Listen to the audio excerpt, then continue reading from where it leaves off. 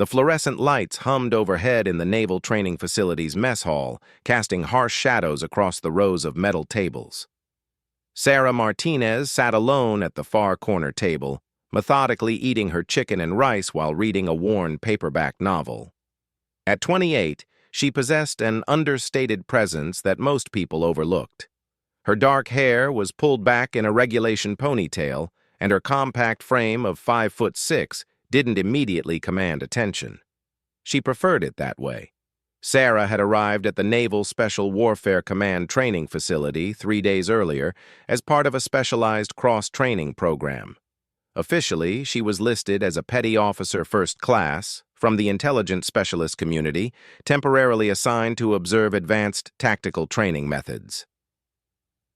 The recruits and most of the staff assumed she was just another analyst getting a first-hand look at SEAL operations for some desk job back in Washington. She had learned long ago that assumptions could be powerful tools. People saw what they expected to see, and in the male-dominated world of military special operations, they rarely expected to see someone like her. Sarah had spent the last 8 years cultivating that anonymity, using it as both shield and weapon in equal measure. The mess hall gradually filled with the evening crowd. Groups of SEAL candidates filtered in after their grueling day of training, their faces showing the exhaustion that came with pushing human limits. These men had survived months of the most demanding military training in the world, but they still had weeks ahead before earning their trident pins. The pressure was constant, and it showed in their movements, their conversations, and the way they carried themselves. At a table near the center of the room, 15 recruits from Class 247 settled in with their trays.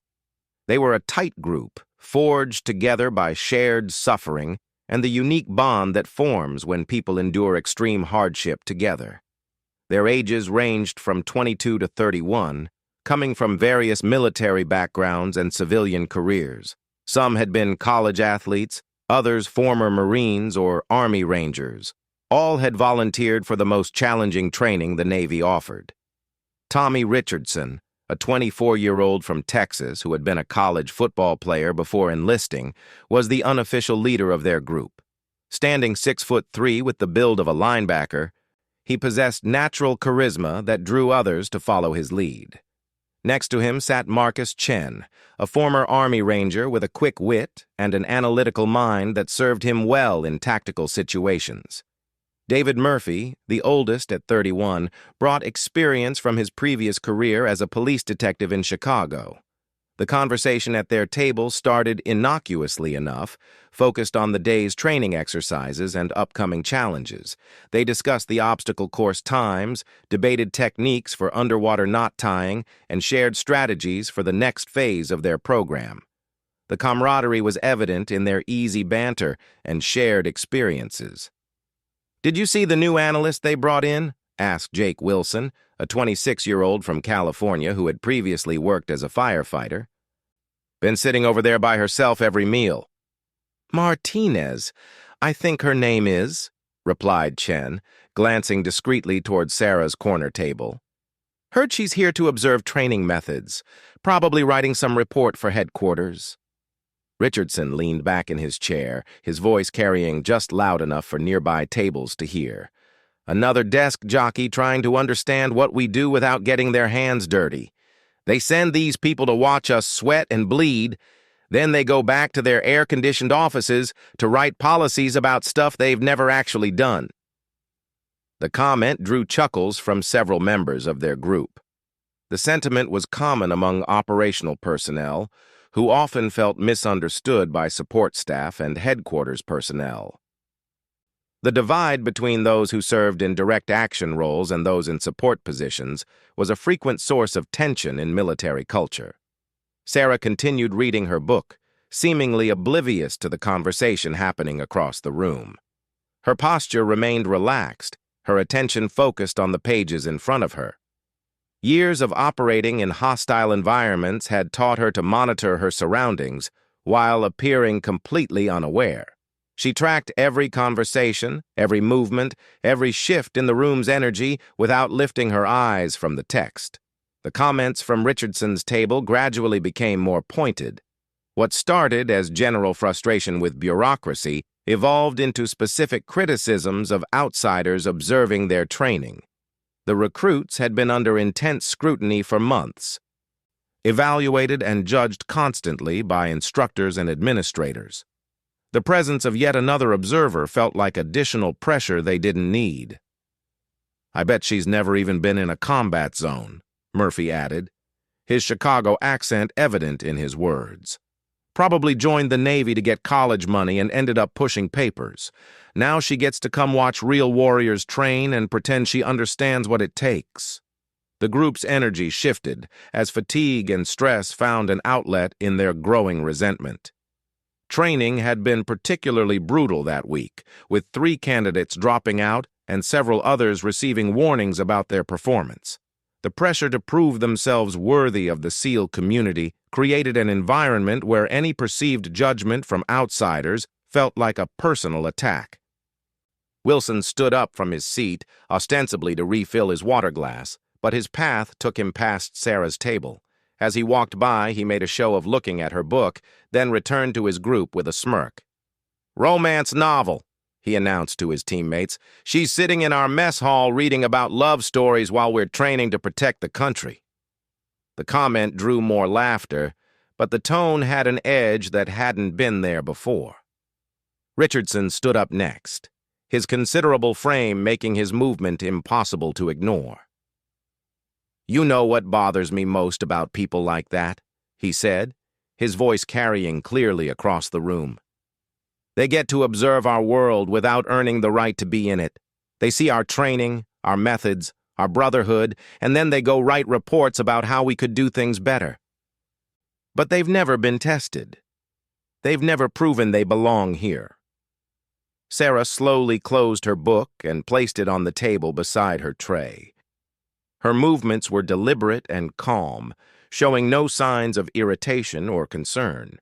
She had faced much worse than verbal harassment from insecure military personnel, but she recognized the dynamic developing in the room. These young men were looking for a way to assert their superiority, to reinforce their identity as warriors in the face of constant evaluation and pressure. The rest of the mess hall had gone quiet, sensing the tension building between the SEAL candidates and the lone woman in the corner.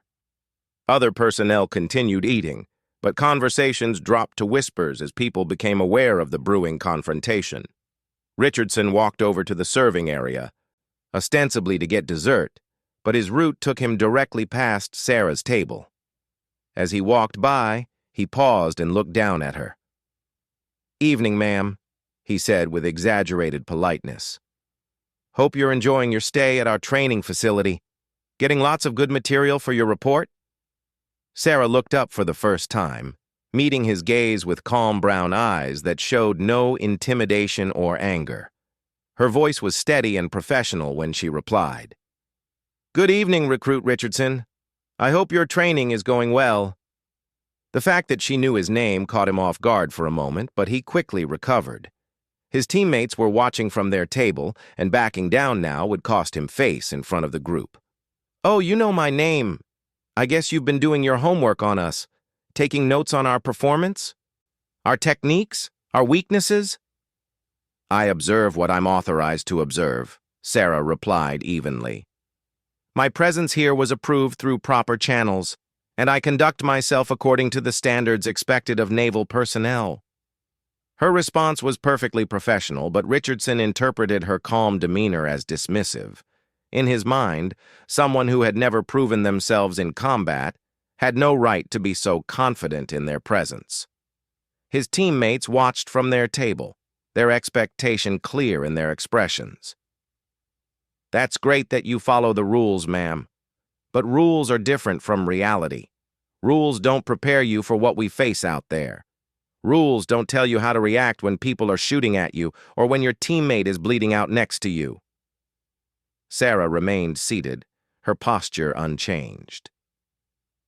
"You're absolutely right, Recruit Richardson.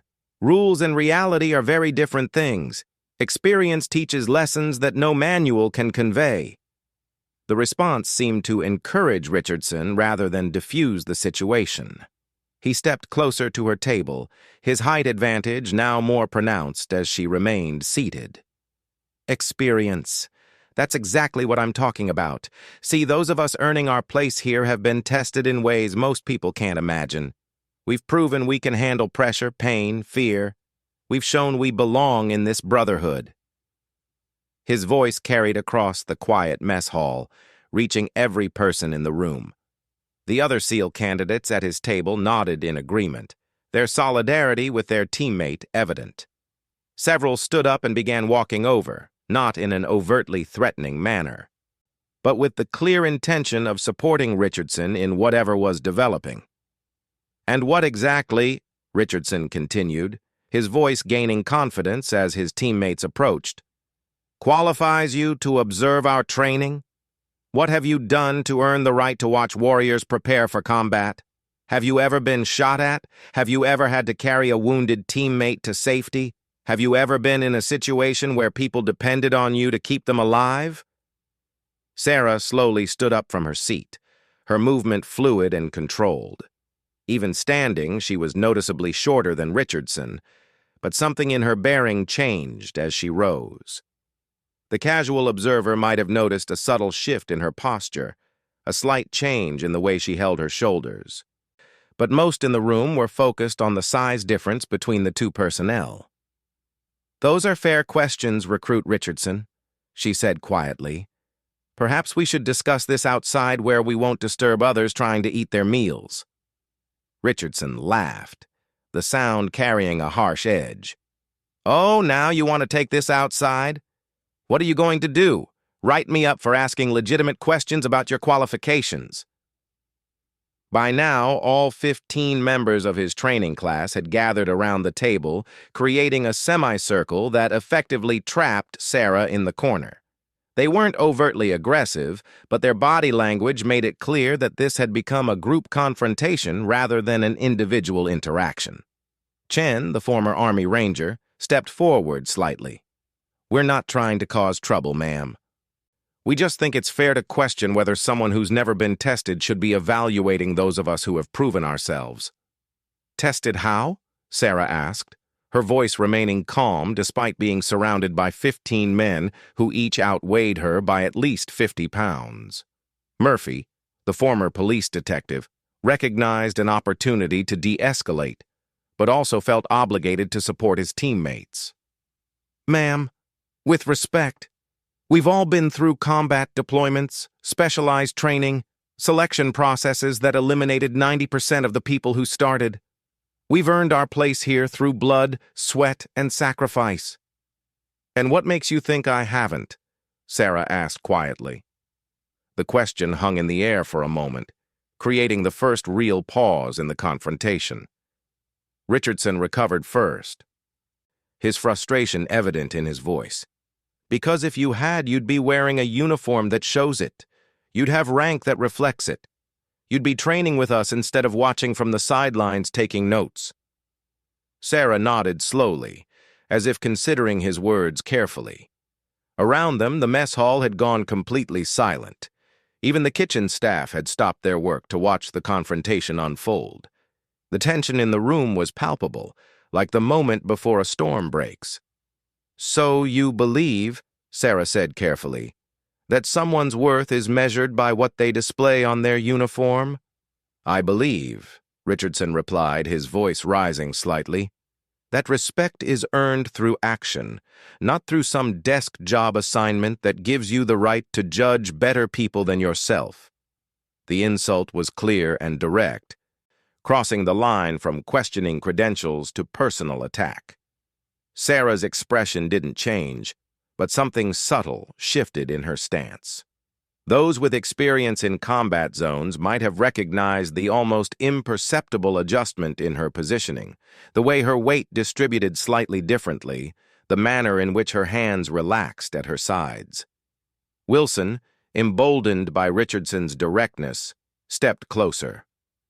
"The truth is, ma'am, you don't belong here. This isn't some corporate office or government building where everyone gets participation trophies. This is where warriors are made, and watching from the sidelines doesn't make you one of us. Where warriors are made, Sarah repeated slowly as if tasting the words. And you consider yourself warriors? The question carried a subtle challenge that Richardson was too frustrated to miss. We're earning that right every day through training that would break most people. What have you done to earn the right to question us? Sarah looked around the semicircle of young men surrounding her, taking in their faces, their postures, their obvious conviction that they held the moral high ground in this confrontation. When she spoke again, her voice carried a different quality, something that made several of the recruits unconsciously step back. What I've done, she said quietly, isn't written on my uniform because some actions carry classifications above your security clearance.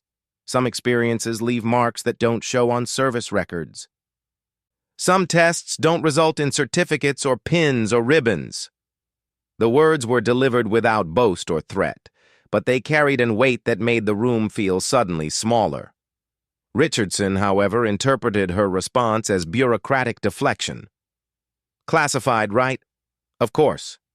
The mysterious intelligence analyst with secret missions that conveniently can't be verified.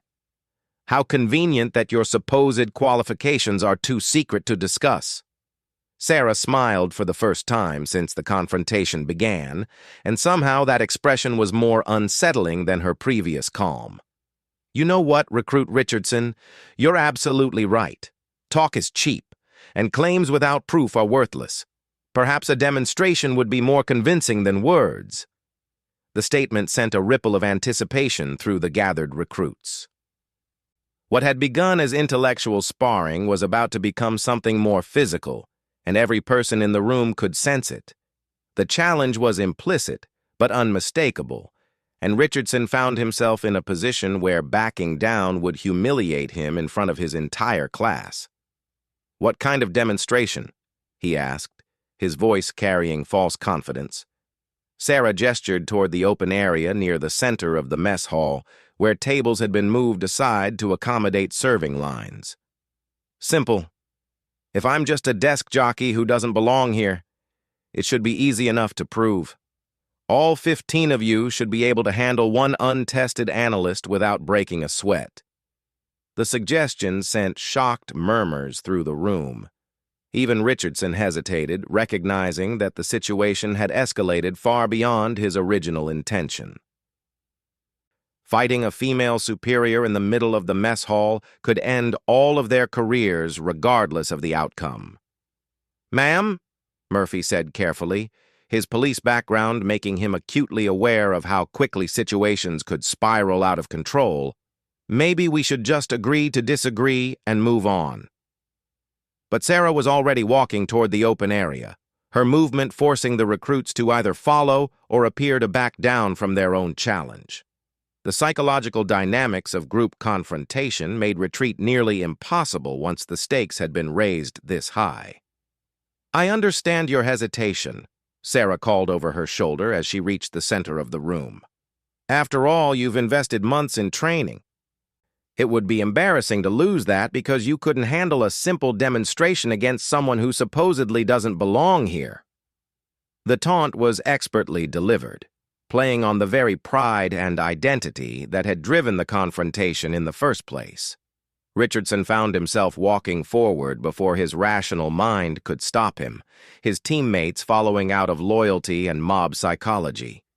As the 15 recruits spread out around her in the open space, Sarah removed her uniform jacket and placed it carefully on a nearby chair. Underneath, her simple green t-shirt revealed the lean muscle definition of someone who maintained peak physical condition, but nothing that immediately suggested exceptional combat capability. The mess hall had cleared of other personnel who recognized that what was about to happen would be either spectacular or catastrophic.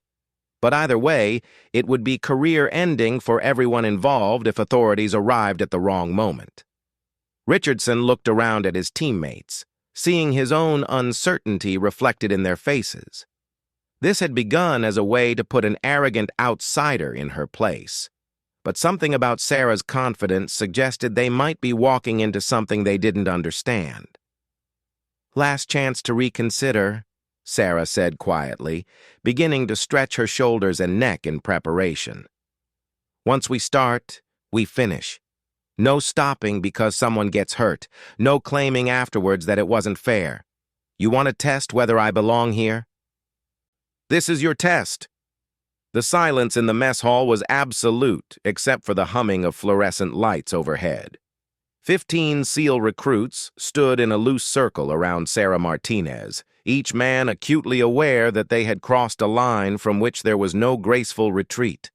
The open space between the tables felt like an arena, and every person remaining in the room understood they were about to witness something that would be remembered long after training was completed.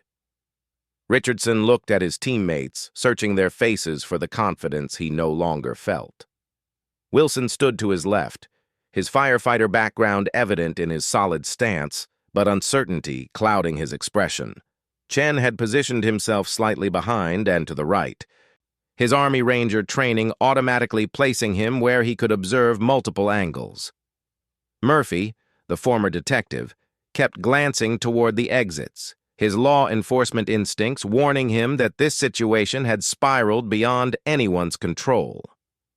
"Ma'am," Murphy tried one final time, "we don't need to do this. We can chalk this up to a misunderstanding and move on." Sarah finished her stretching routine and looked around the circle of young men surrounding her. Her expression remained calm, almost serene, as if she were preparing for a routine workout rather than facing 15 trained warriors simultaneously. "The time for backing down passed when you decided to corner me and question my right to exist in your world," she replied quietly. "You wanted to test me. You wanted proof. Actions speak louder than credentials. Remember?" Her words carried the unmistakable tone of someone who had made a decision and would not be dissuaded. Richardson realized with growing dread that his attempt to intimidate her had instead triggered something he didn't understand. "How do you want to do this?" asked Jackson Hayes, a quiet recruit from Montana who rarely spoke, but possessed the lean strength of someone raised on a ranch. His question carried the practical concern of someone who recognized that 15-on-1 was inherently chaotic and dangerous, regardless of skill levels involved. Sarah considered the question for a moment, her eyes moving methodically around the circle as if she were calculating angles and distances. "Simple rules. You try to restrain me or force me to submit. I try to remain free and mobile. We continue until either all of you are unable to continue or I am unable to continue. No weapons, no permanent damage if it can be avoided." The casual way she discussed the possibility of disabling 15 men drew nervous laughs from several recruits. Richardson forced a confident smile, telling himself that her calm demeanor was just an act designed to psych them out.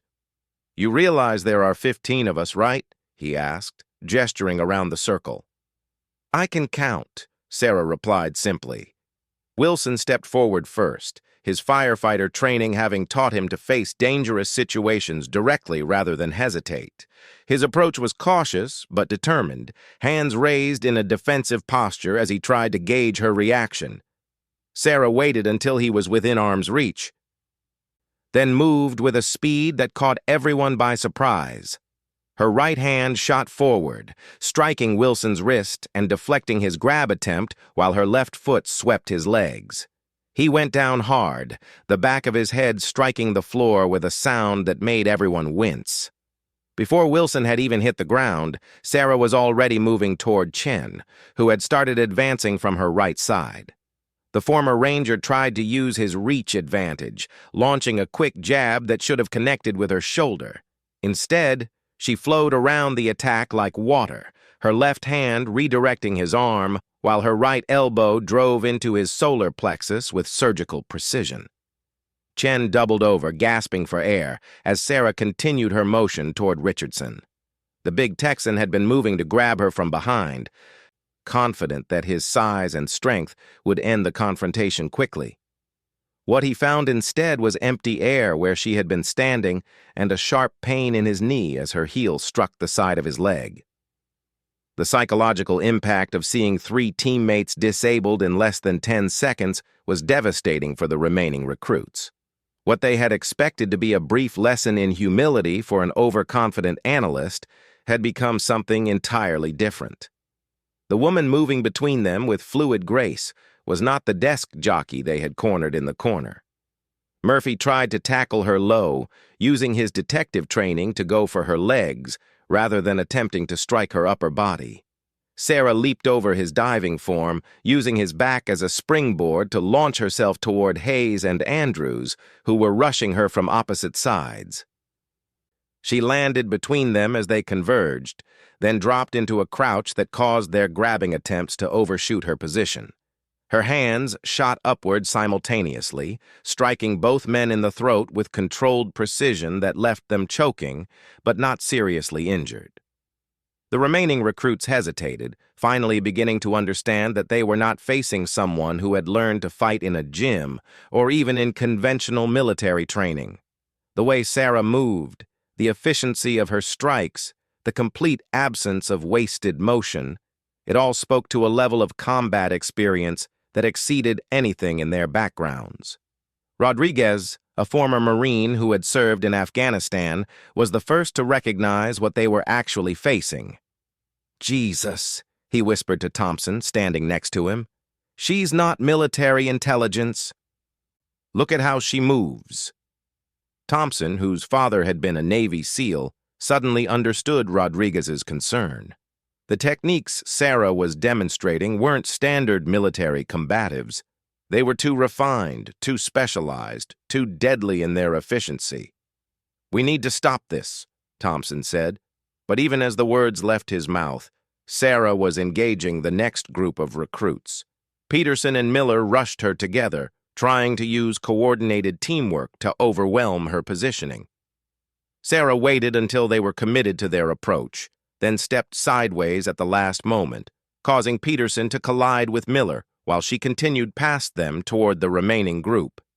Her elbow caught Peterson in the ribs as she passed, while her foot hooked Miller's ankle, sending both men tumbling to the floor in a tangled heap. The sound of bodies hitting the deck echoed through the mess hall like drum beats, marking the rhythm of the one-sided battle. Richardson struggled to his feet, his knee throbbing from her earlier strike, and realized with growing horror that half his team was already down or disabled. The woman they had cornered was systematically dismantling 15 trained warriors with a level of skill that suggested she could have ended the fight much more decisively if she had chosen to do so.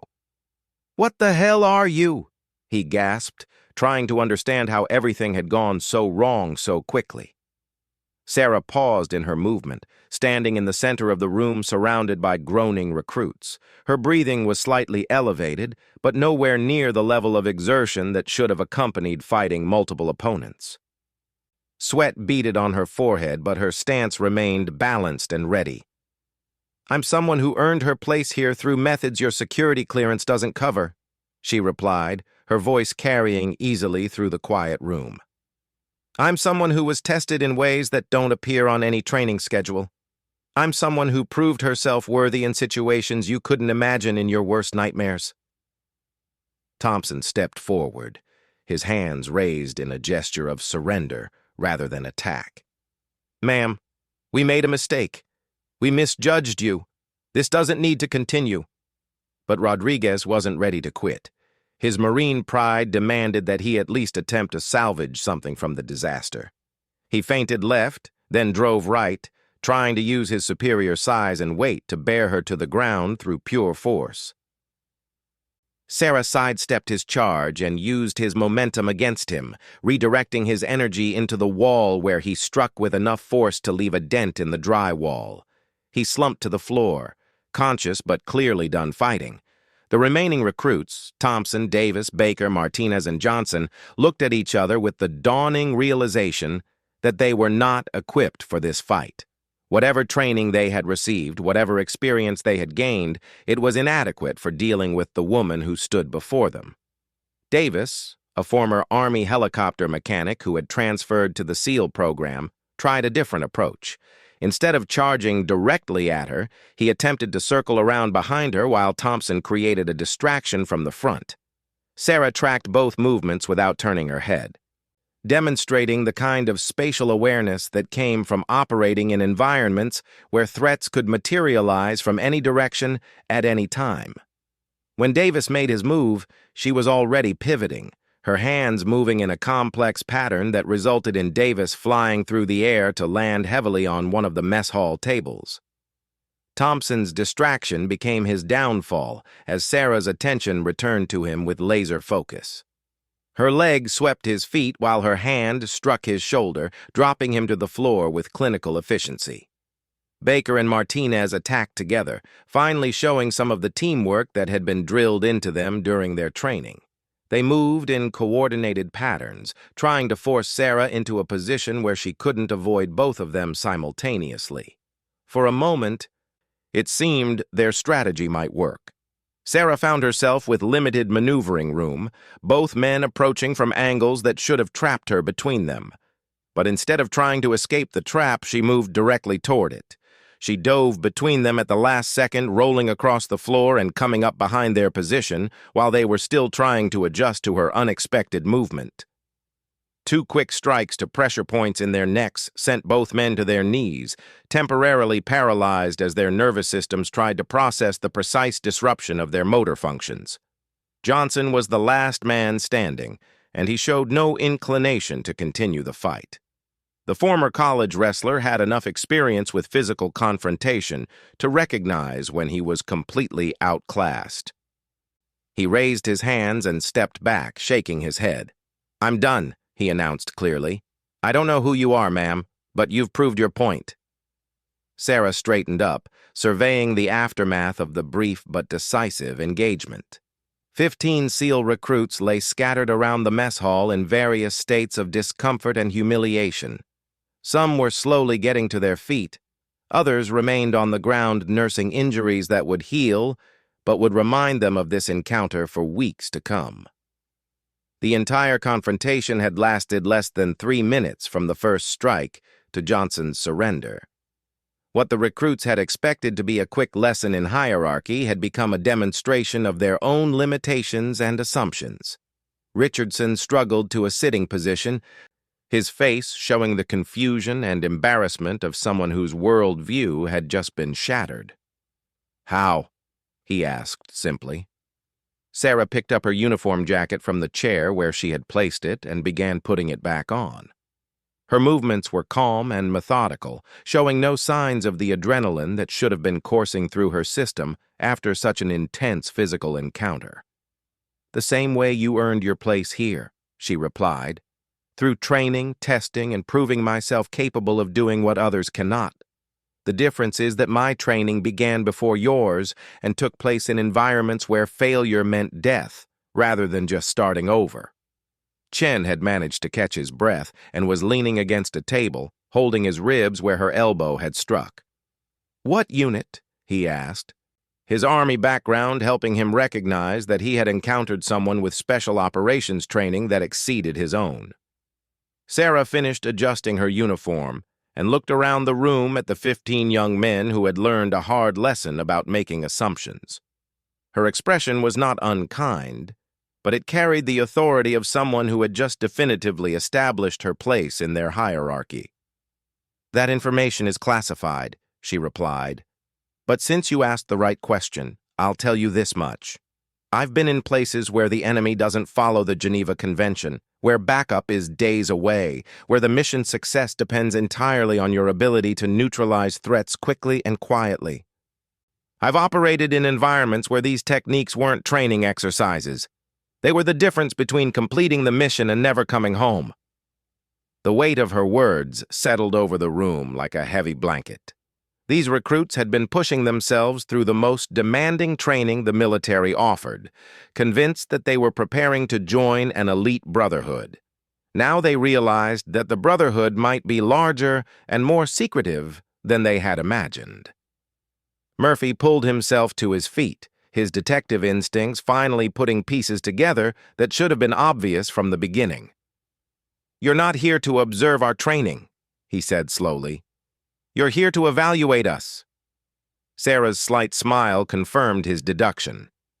"Very good, Detective Murphy." "Yes. I'm here to evaluate your class for possible selection into programs that don't appear on any organizational chart. Programs that require capabilities beyond what standard SEAL training provides." The revelation sent shocked murmurs through the group of battered recruits. They had been so focused on proving they belonged in the SEAL community that they hadn't considered the possibility that the SEAL community itself was just another stepping stone to something even more exclusive. Wilson sat up slowly, rubbing the back of his head where it had struck the floor. "And we just failed the test, didn't we?" "Actually," Sarah replied, "you just completed the most important part of it. I needed to see how you would react when your assumptions were challenged, how you would handle encountering someone whose capabilities exceeded your own, and whether you could recognize when you were outclassed." She gestured around the room at the scattered recruits. "Some of you showed good tactical thinking. Others demonstrated loyalty to teammates even when the situation was hopeless. A few of you were smart enough to recognize when to stop fighting. These are all valuable traits in the kind of operations I'm screening for." Richardson finally managed to stand, leaning heavily against a table for support. "So, this was all a setup?" "Not exactly," Sarah replied. "I had planned to conduct my evaluation through observation and interviews. You forced a more direct assessment when you decided to corner me and demand proof of my qualifications. I simply adapted to the situation you created." The recruits looked at each other with new understanding. What they had interpreted as an arrogant desk jockey refusing to be intimidated had actually been a special operations veteran, allowing them to dig themselves deeper into a situation they couldn't handle. "The question now," Sarah continued, "is what you do with this experience. Do you let pride and embarrassment cloud your judgment? Or do you learn from encountering capabilities that exceed your current level and use that knowledge to improve yourselves?" Thompson, who had been quietly observing the exchange, raised his hand hesitantly. "Ma'am, what would we need to do to qualify for the kind of program you're talking about?" Sarah's expression shifted, showing the first hint of approval she had displayed since the confrontation began. "That's the right question, Recruit Thompson. The fact that you're asking about qualification requirements rather than making excuses for your performance suggests you might have potential for advanced selection." She looked around the room at all 15 recruits, taking in their battered appearance and chastened expressions. "The first requirement is the ability to recognize when you don't know something and seek to learn rather than assuming you already understand. The second is the capacity to accept that there are always people better than you and use that knowledge to improve rather than letting it destroy your confidence." Hayes, the quiet recruit from Montana, spoke up from where he sat holding his throat. "What about the other requirements?" "The other requirements," Sarah replied, "begin with successfully completing your current training and earning your trident. Everything else builds from that foundation. But I will say this. The fact that you're all still here, still asking questions rather than making excuses, suggests that several of you might warrant further evaluation." The mess hall had begun filling with other personnel who had heard about the confrontation and come to investigate.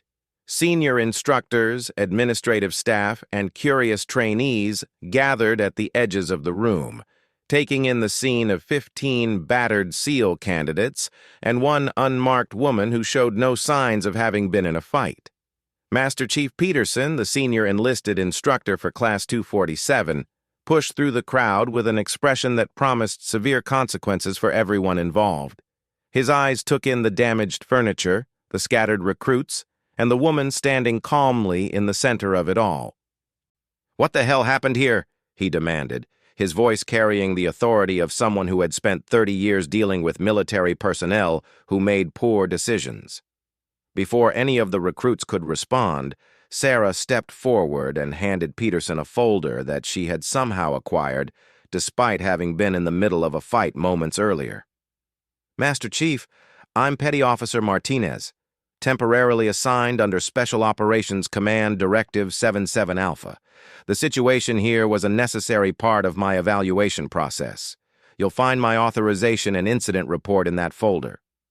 Peterson opened the folder and scanned the documents, his expression shifting from anger to confusion to something approaching respect. The papers bore signatures and classifications that carried weight far above the pay grade of anyone in the room. "I see," he said slowly. "And the condition of my recruits?" "Minor injuries consistent with intensive training," Sarah replied professionally. "No permanent damage, no medical intervention required. They demonstrated admirable dedication to their teammates and showed the kind of fighting spirit you want in SEAL candidates."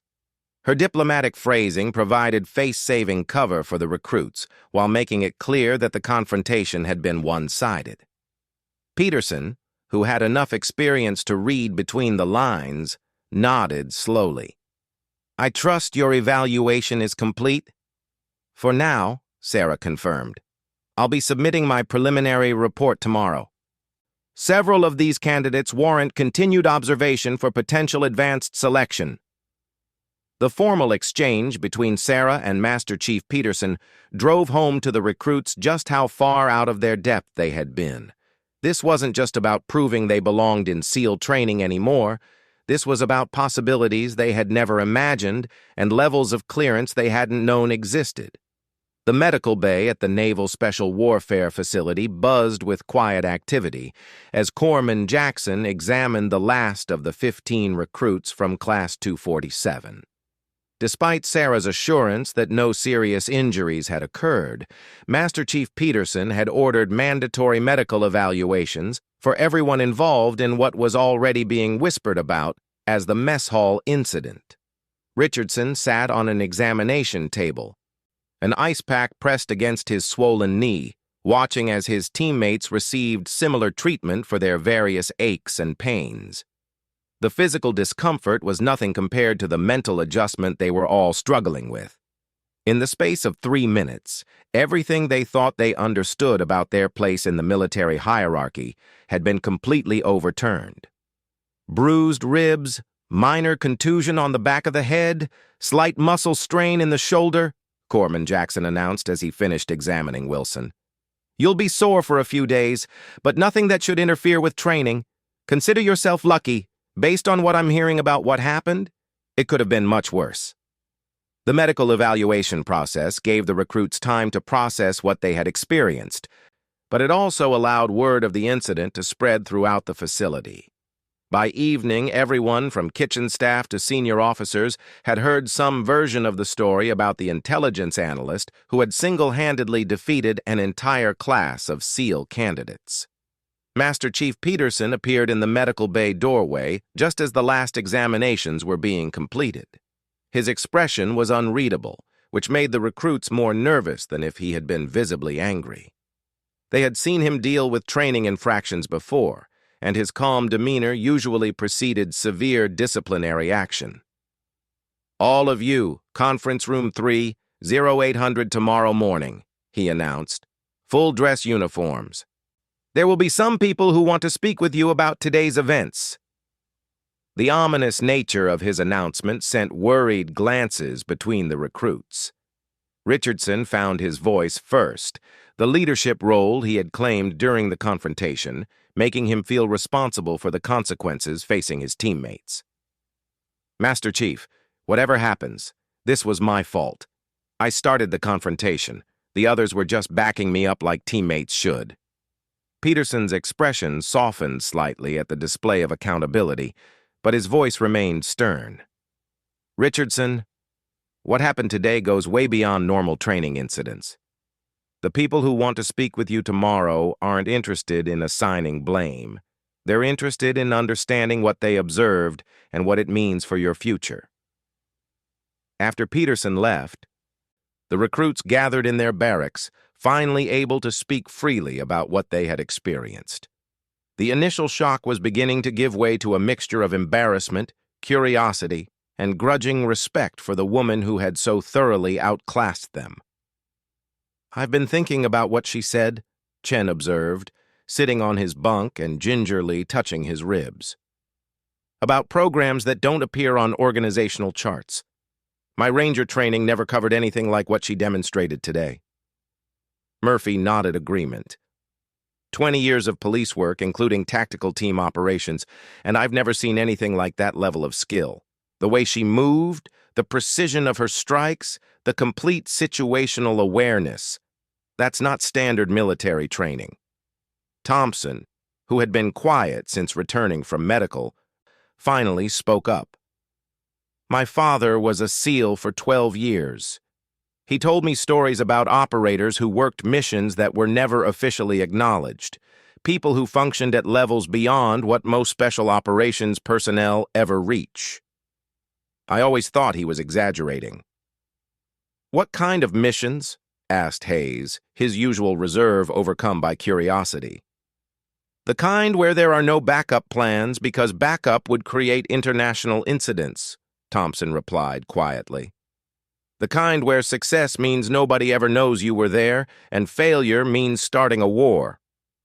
The conversation was interrupted by a knock on their barracks door. Wilson opened it to find Sarah Martinez standing in the hallway, now wearing civilian clothes that somehow made her appear both more approachable and more dangerous. Gone was the unremarkable analyst they had initially dismissed.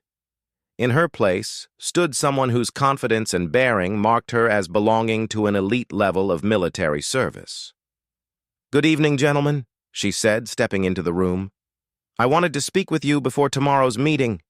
The recruits scrambled to their feet, uncertain of proper protocol for addressing someone whose rank and authority remained unclear. Sarah gestured for them to remain at ease and found a chair near the center of the room. "First, I owe you an apology," she began, her tone more informal than it had been during their confrontation. "I could have diffused the situation in the mess hall without resorting to physical demonstration. I chose not to because I wanted to observe how you would handle encountering someone whose capabilities exceeded your expectations." Richardson shifted uncomfortably. "Ma'am, you don't owe us any apology. We were out of line, and we got what we deserved." "Perhaps," Sarah replied, "but you were also acting on assumptions that weren't entirely unreasonable given the information you had. Young warriors testing boundaries and asserting their identity is normal behavior. What happened today taught me as much about your character as it taught you about mine." She looked around the room, making eye contact with each recruit. "I want you to understand what tomorrow's meeting is actually about. It's not a disciplinary hearing. It's not an investigation into misconduct. It's a recruitment briefing for a program that most military personnel never know exists." The statement sent electricity through the room. After months of grueling training to earn their place in the SEAL community, the possibility of selection for an even more exclusive program was both thrilling and terrifying.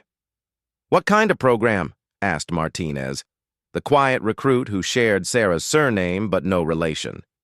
"The kind that requires people who can adapt to impossible situations, who can function effectively when all their assumptions prove wrong, and who can maintain their composure when facing opponents who completely outclass them," Sarah replied. "Today's incident wasn't a failure on your part. It was a perfect demonstration of exactly the qualities we look for." Davis, who had been launched across a table during the fight, raised his hand hesitantly. "Ma'am, with respect, we got our asses handed to us. How is that a demonstration of desirable qualities?" Sarah smiled, the first completely genuine expression of warmth they had seen from her. "Because you kept fighting even when it was obvious you were outmatched. Because you supported your teammates even when the situation was hopeless. Because you showed enough intelligence to recognize when to stop fighting and enough character to ask good questions afterward. She leaned forward in her chair, her expression becoming more serious. The program I represent deals with threats that conventional military forces can't handle. We operate in environments where backup isn't available, where rules of engagement are determined by mission success rather than policy manuals, and where failure has consequences that extend far beyond personal career implications. Like what? Asked Johnson, the wrestler who had been smart enough to surrender when he was the last man standing.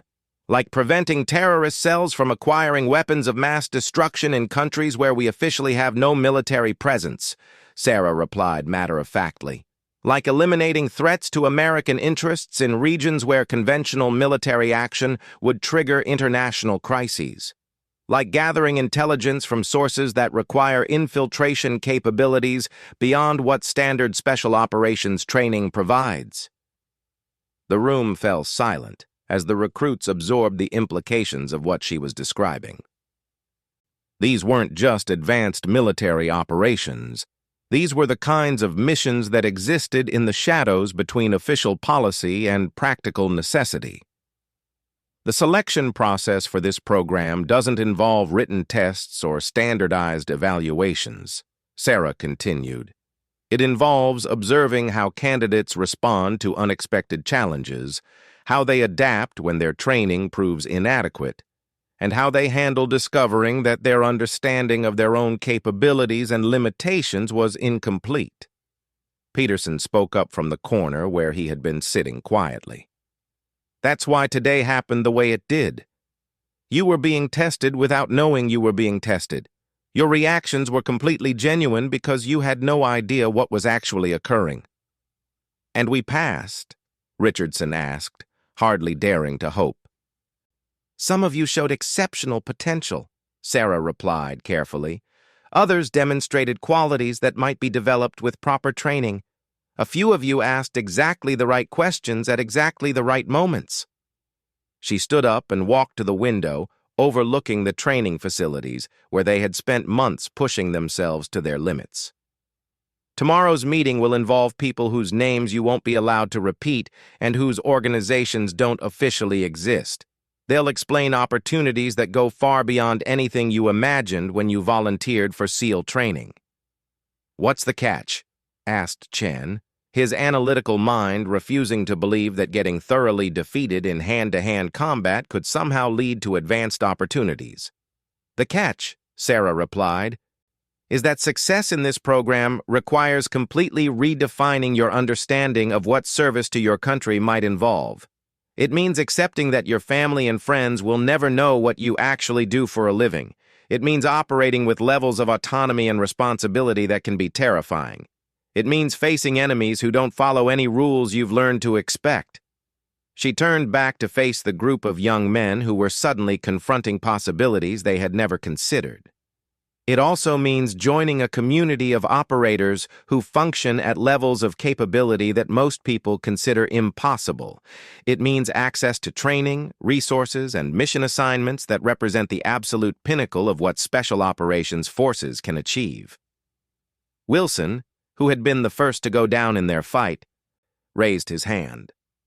Ma'am, what made you think we might be candidates for this kind of program? Your psychological profile suggested high adaptive capacity and strong team loyalty, Sarah replied. Your training performance indicated above-average physical and mental resilience. But the real indicators came from watching how you handled unexpected stress and how you responded to having your worldview challenged. She gestured toward Richardson. Your willingness to take responsibility for the consequences of your decisions, even when those consequences might affect your entire team. That's leadership quality we can't teach. Moving to Chen, she continued. Your ability to maintain tactical thinking even when physically overwhelmed. You were analyzing my techniques even while they were being used against you. Each recruit received similar analysis, as Sarah demonstrated that she had been evaluating far more than their fighting skills during the brief confrontation. She had been assessing character traits, mental flexibility, and psychological resilience that would determine their suitability for operations beyond conventional military scope. The people you'll meet tomorrow represent selection boards for programs that don't recruit through normal channels, Sarah explained. They identify candidates through observation of performance in extreme situations. Today's incident provided perfect conditions for that kind of evaluation. Murphy, drawing on his law enforcement background, asked the question that was troubling several of them. Ma'am, if these programs operate outside official channels, how do we know they're legitimate? How do we know we're not being recruited for something illegal? Sarah nodded approvingly at the question. Smart concern, Detective Murphy. That's exactly the kind of critical thinking that these programs require. Tomorrow's briefing will include full legal authorization and congressional oversight documentation. Everything these programs do is legal under classifications that aren't available to general military personnel. She checked her watch and moved toward the door. Get good rest tonight. Tomorrow will involve psychological evaluations, security clearance interviews, and capability assessments that will make SEAL training feel like basic fitness requirements. If you're selected, your real education will begin immediately.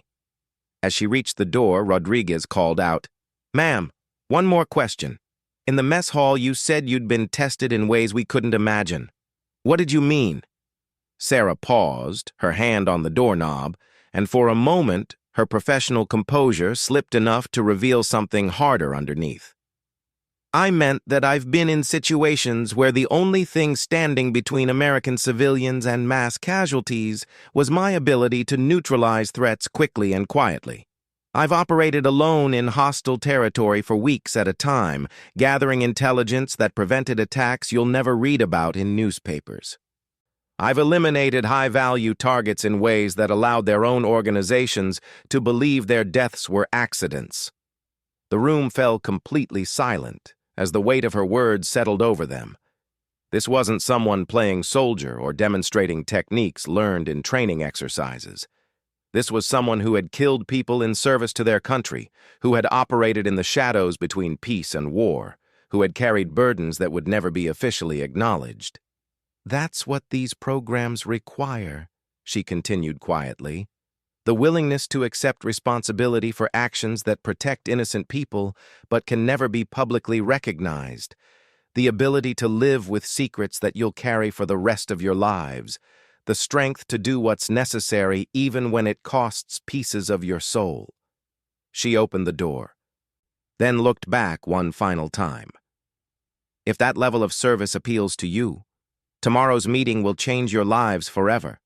If it doesn't, completing SEAL training will still make you valuable assets to conventional special operations forces. Either choice represents honorable service to your country.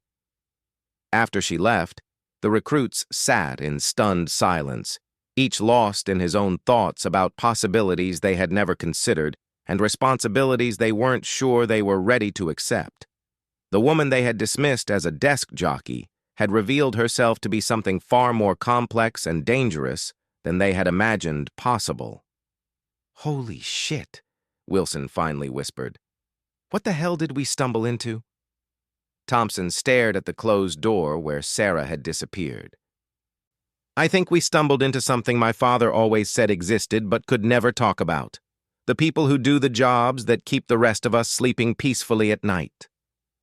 Are we really ready for that? Asked Hayes, voicing the question that was troubling all of them.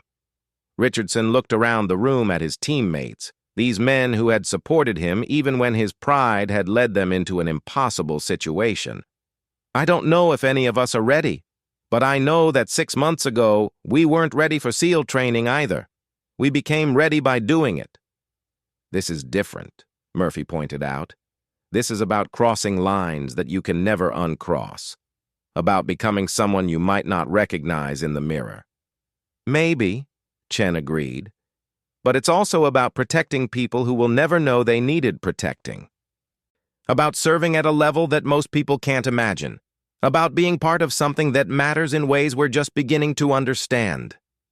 The conversation continued late into the night, as 15 young men wrestled with decisions that would define not just their careers, but their entire identities. They had entered the day as SEAL candidates focused on earning their place in an elite military community.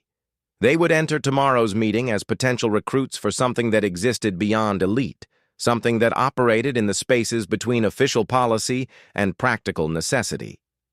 Outside their barracks, Sarah Martinez stood in the shadows listening to fragments of their conversation. Her evaluation of their potential had been accurate, but their final selection would depend on how they handled tomorrow's revelations about the true nature of the programs she represented. In 12 hours, some of these young men would begin a journey that would transform them into operators capable of missions that existed only in classified files and unmarked graves. Others would complete their SEAL training and serve with distinction in conventional special operations roles. All of them would carry the memory of the day they learned that their understanding of service to country had been merely the beginning of a much longer story. The mess hall incident would be remembered in training folklore as the Day 15 SEAL candidates discovered that the woman they had cornered was actually a guardian angel who protected American interests in ways that could never be officially acknowledged. But for the participants themselves, it would always be remembered as the moment they learned that their country needed protectors who were willing to become something more than soldiers, something that operated in the darkness between heroism and necessity. As Sarah disappeared into the night to file her report on the day's events, she carried with her the knowledge that several of these recruits possessed the rare combination of skills, character, and psychological resilience required for the most dangerous and important missions their country would never admit existed. Tomorrow would begin the process of transforming potential into capability, of molding young warriors into something that could function effectively in the shadows where freedom was protected by people whose names would never appear in history books. The fluorescent lights in the barracks finally went out as 15 young men tried to sleep while contemplating futures they had never imagined possible. In the morning, some of them would step through a door that could never be reopened, beginning journeys that would take them far beyond the boundaries of conventional military service into realms where the only measure of success was the safety of people who would never know their names. The mess hall incident had ended, but its consequences were just beginning to unfold in ways that would echo through classified operations around the world for years to come.